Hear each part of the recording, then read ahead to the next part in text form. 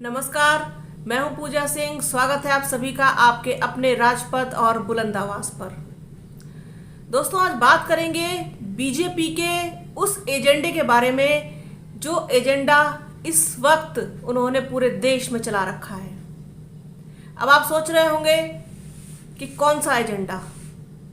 जैसा कि आप लोगों ने थंबनेल में भी पढ़ लिया होगा, बीजेपी इस समय पूरे देश में एक आंदोलन चलाने के रास्ते पर चल रही है और हिंदू राष्ट्र घोषित करना चाहती है पूरे देश को, जिसके लिए उन्होंने सहारा लिया है और अपने इस अभियान का, इस आंदोलन का, इस एजेंडे का ब्रांड एम्बेसडर बनाया है बाबा धीरेन्द्र शास्त्री, बागेश्वर धाम वाले को। अब आप सोचिए कि जो बाबा अब से कुछ दिन पहले तक कहीं चर्चा में नहीं था, किसी लाइमलाइट में नहीं था, कोई उसे जानता नहीं था, ये उसे ढूंढकर निकाल कर लेके आए, उसे एक सेलिब्रिटी बनाया, उसका प्रचार प्रसार किया इनकी खरीदी हुई मीडिया ने, यानी कि गोदी मीडिया ने। जिस तरीके के वो बयान देता है, जिस तरीके की वो बातें करता है, जिस तरीके से वो लोगों की भावनाओं को भड़काता है, उससे साफ पता चलता है कि इसके पीछे की जो साजिश है वो पूरी रची हुई है भारतीय जनता पार्टी की। अब आप सोच रहे होंगे कि भारतीय जनता पार्टी को आखिरकार ऐसा क्या करने की जरूरत पड़ गई और क्यों करने की जरूरत पड़ गई। जरूरत पड़ गई है क्योंकि देश की बागडोर उन्हें अब अपने हाथ से फिसलती हुई दिखाई दे रही है। जिस तरीके से देश के तमाम हिस्सों में उनका सूपड़ा साफ हो रहा है, जिस तरीके से पूरे दक्षिण भारत में बीजेपी लगभग खत्म सी हो गई, कर्नाटका भी अभी हाल में उनके हाथ से चला गया, ऐसे में उनकी दिल की धड़कनें बढ़ जाना बहुत स्वाभाविक बात है। कुछ भी हो जाए, एट एनी कॉस्ट, ईगो पे लेते हैं बीजेपी वाले अपनी, किसी भी हाल में, किसी भी सूरत में ये देश की बेवकूफ जनता की जो बागडोर हमने संभाल के रखी है, ये हमारे हाथ से जानी नहीं चाहिए। इसके लिए हमें फिर चाहे साम दाम दंड भेद कुछ भी अपनाना पड़े। इस समय लोगों की भावनाओं को झकझोरने का काम कर रहे हैं धीरेन्द्र शास्त्री। जिस तरीके से बिहार पहुंचे, जिस तरीके से भीड़ वहां जुटी, जिस तरीके से लोगों को वहां पर इकट्ठा किया गया, जिस तरीके से बीजेपी के नेता वहां पहुंचते हैं और बाबा की आरती उतारते हैं, बीजेपी के ही मनोज तिवारी उनकी गाड़ी ड्राइव करते हुए लेके जाते हैं, उनका ड्राइवर बन जाते हैं, ये सब कुछ आप देख सकते हैं। ये सब कुछ आखिरकार क्यों हो रहा है? ये अगर ऐसा नहीं करेंगे तो देश की सत्ता फिर से कैसे हासिल कर पाएंगे? इसके लिए जो बेवकूफ लोग हैं उनको चलाने के लिए, उनको हैंडल करने के लिए इस तरीके के एजेंडे की जरूरत है कि हिंदू राष्ट्र बनना बहुत जरूरी है। जितने भी इस देश में लोग हैं, जितने भी हिंदू हैं, जितने भी कहना चाहिए कि लोग हैं, वो खतरे में हैं। किसकी वजह से खतरे में हैं? 20-22% वाले लोगों की वजह से खतरे में है। अगर ऐसा नहीं करेंगे तो फिर इनको दोबारा से वोट कौन देगा? मशीन का बटन कौन दबाएगा? अब आप देखिए कि ये बिहार में पहुंचे तो इन्होंने जितनी भीड़ इकट्ठी की उसमें ओबीसी के लोगों की बात की। ओबीसी में आप ये देखिए, ये बांटना चाहते हैं। अगर ओबीसी वास्तव में बीजेपी का वोटर है तो फिर बिहार में वोट क्यों नहीं मिला बीजेपी को? वो वोट के समय, इलेक्शन के समय डिवाइड क्यों हो जाता है? और जब धर्म और आस्था की बात आती है तब भीड़ इकट्ठे हो जाते हैं। तो क्या ये जो भीड़ इन्होंने इकट्ठी की है बिहार में, ये वोट में तब्दील होगी? क्या हिंदू राष्ट्र बनाने की जो बात कहते हैं ये बाबा बार बार हर बयान में, हिंदू राष्ट्र, हिंदू राष्ट्र, हिंदू राष्ट्र बनाएंगे, हिंदू राष्ट्र बनाना है, हिंदू राष्ट्र बनाना है, जबकि ये पूरी तरीके से असंवैधानिक बात को बार बार कहते हैं, जिस तरीके से कहते हैं और जिस बात को ये कहते हैं उनको जेल में होना चाहिए, क्योंकि एक पर्टिकुलर किसी धर्म का देश नहीं है हमारा भारत। संप्रभुता इसकी मजबूती है। इस हिसाब से बाबा को कब का जेल में होना चाहिए था, लेकिन इनके ऊपर कृपा है। कृपा है इनके आका की, कृपा है गोदी मीडिया की, जो इनका प्रचार और प्रसार कर रहे हैं। आप देखिए इस समय कहीं ना कहीं बीजेपी के स्टार प्रचारक हैं धीरेंद्र शास्त्री। जहां जाते हैं लाखों की भीड़ इकट्ठा होती है, लोग आरती उतारते हैं, लोग बिछ जाते हैं। बिल्कुल ऐसा कौन सा चमत्कार कर दिया? हिंदुओं की बात करते हैं तो जरा ये बताइए कि कितने हिंदुओं के ऊपर जब अत्याचार होता है तब ये बाबा बोलते हैं? क्या दलित हिंदू नहीं है? दलितों के ऊपर जब अत्याचार होता है तब ये बाबा बोलते हैं, किसी के साथ खड़े होते हैं? जब किसी के ऊपर अत्याचार होता है, जब किसी पिछड़े वर्ग के व्यक्ति के साथ अत्याचार होता है, उस पर जुल्म होता है, क्या ये बाबा खड़े होते हैं? नहीं होते हैं। तो आप देख लीजिए कि इनकी सोच और मानसिकता कहां लेकर के जा रही है देश को। अब क्या है ना कि इनको मुद्दों पे तो ये बात करते नहीं है, मुद्दों पे तो इलेक्शन इनको लड़ना आता नहीं है, क्योंकि मुद्दे तो इनके सारे फेल हैं। जैसे कि अभी कल की घटना देख लीजिए, 2000 का नोट बंद कर दिया। अरे जब बंद करना ही था तो फिर उसको चालू काहे को कराया था? छपा छपा करके उसको काहे को जो है बाजार में उतारा था? खुद की सारी योजनाएं फेल, नोटबंदी फेल, जीएसटी फेल, महंगाई पे कोई काबू नहीं इनका, रोजगार पे कोई ध्यान नहीं इनका, रोजगार आज तक किसी को नहीं दिया। बस सब हिंदू राष्ट्र बना दो, सबको धर्म के रास्ते पर लगा दो, स्कूल कॉलेज से सब नाम कटा लें, घर में बैठ जाएं, पढ़ाई लिखाई का कोई मतलब नहीं, पढ़ाई लिखाई करेंगे तो नौकरी मांगेंगे, नौकरी हम दे नहीं सकते, इसीलिए पढ़ाई लिखाई बंद करके धर्म के नाम पर लगो। धर्म के नाम की जो चरस इन्होंने बोदी है, उसका नशा इतना बुरा है, उसका नशा, कि इस समय का हर युवा उस नशे को ले रहा है। और किसी भी नशे की अति आप जानते हैं कि इंसान को कहां ले जाकर के छोड़ती है।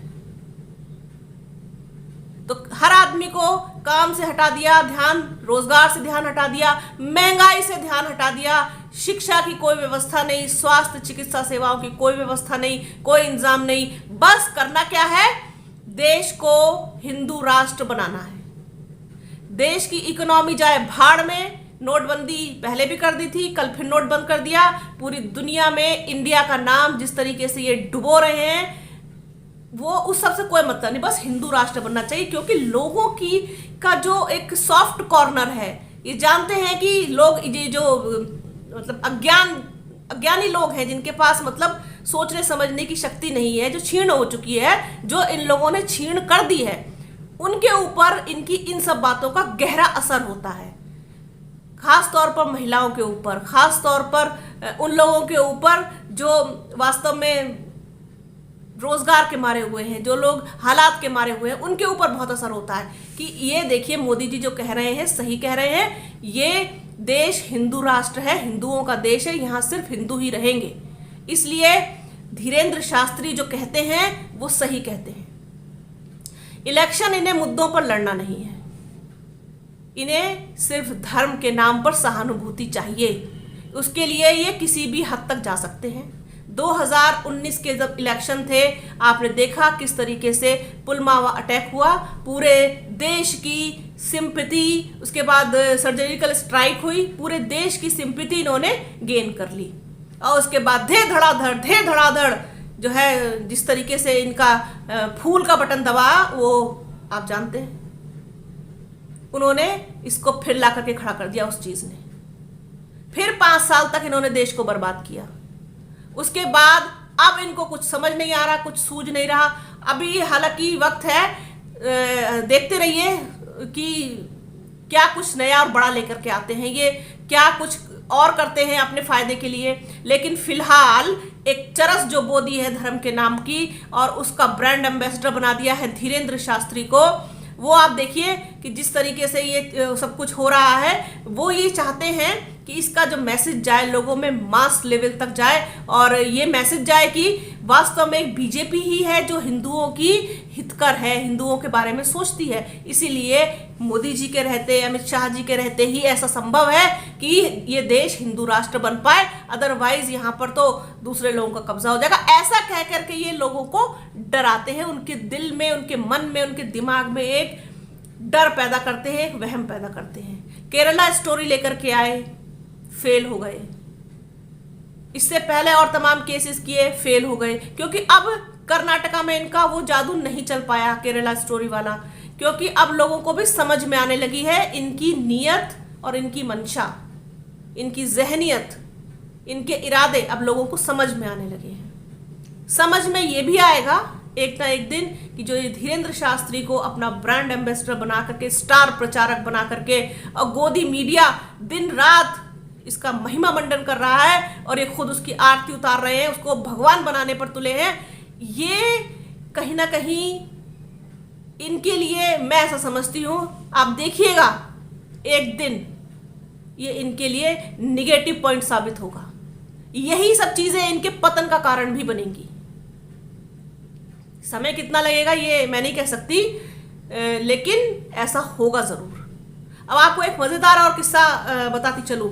सहारनपुर में जब निकाय चुनाव हुए अभी, तो आपको जानकर हैरानी होगी कि जितने भी हिंदू मोहल्ले थे जहां पर हिंदू आबादी ज्यादा है, वहां पर इनको इनके जो बूथ थे इनके, उस पर इनको 100 वोट भी नहीं मिले हैं। ये मेरे पास रिकॉर्ड है।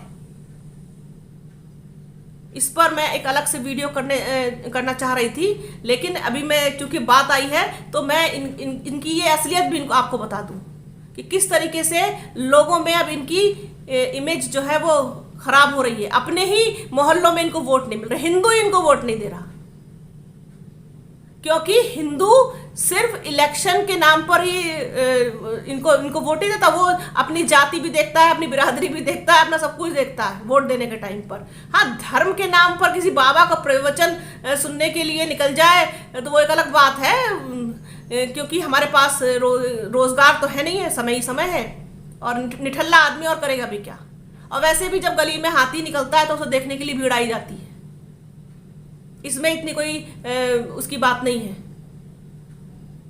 लेकिन हिंदू राष्ट्र हिंदू राष्ट्र हिंदू राष्ट्र कर करके जिस तरीके से ये लोगों की नस को दबाने की कोशिश कर रहे हैं, वो इनकी मंशा 2024 के चुनाव को लेकर के है। सादत हसन मंटो जो काफी फेमस राइटर हुए हैं, उन्होंने एक बड़ा अच्छा कोट कहा है कि कभी भी कोई मजहब खतरे में नहीं आता, ये सिर्फ पॉलिटिकल बातें हैं, और पॉलिटिकल लोग इससे सिर्फ लोगों को इमोशनली ब्लैकमेल करते हैं, और वही चीज बीजेपी के लोगों के पास है, लोगों को इमोशनली ब्लैकमेल करना। और लोग कितने महान सुभान अल्लाह हैं कि आप जानते हैं कि कितनी जल्दी इमोशन में बह जाते हैं, और फिर से आ जाती है साहब की सरकार, और क्या हश्र होता है देश का, पूरे देश की अर्थव्यवस्था का, पूरे देश की व्यवस्था का, पूरे देश की सामाजिक व्यवस्था का, पूरे देश की कानून व्यवस्था का इन्होंने सत्यानाश करके रख दिया है। खास तौर पर वहां जहां इनकी फुल मेजोरिटी से सरकार है। आप उत्तर प्रदेश का ये हाल देख लीजिए। अब पिछड़ों को अभी ये समझ में नहीं आ रहा है, पिछड़ा वर्ग जो है वो सिर्फ अभी धीरेन्द्र शास्त्री की भीड़ बढ़ाने में जुटा हुआ है, और इनका वो आरक्षण खा रहे हैं, धीरे धीरे करके इनका आरक्षण खा रहे हैं। कि जिस दिन निकाल के बाहर करेंगे लिस्ट से, उस दिन उनको समझ में आएगा, क्योंकि ये हितैषी किसी के नहीं है। तो समय रहते, समय से पहले जाग जाइए, चेत जाइए, उठ जाइए, इससे पहले कि ये आपकी अंदर की सारी इंसानियत को खा जाएं, आपको खोखला बना दें। आप अपने अंदर के ज़मीर को जगाइए, उठाइए और इंसान बनिए। आप देश के नागरिक पहले हैं। इस देश में संविधान का राज है, ये देश संविधान से चलता आया है, संविधान से ही चलेगा। इसलिए किसी भी ऐसे आदमी के हाथों में ऐसी शक्ति के हाथ में आप अपने आप को समर्पित मत कीजिए जो आपका दुरुपयोग करे।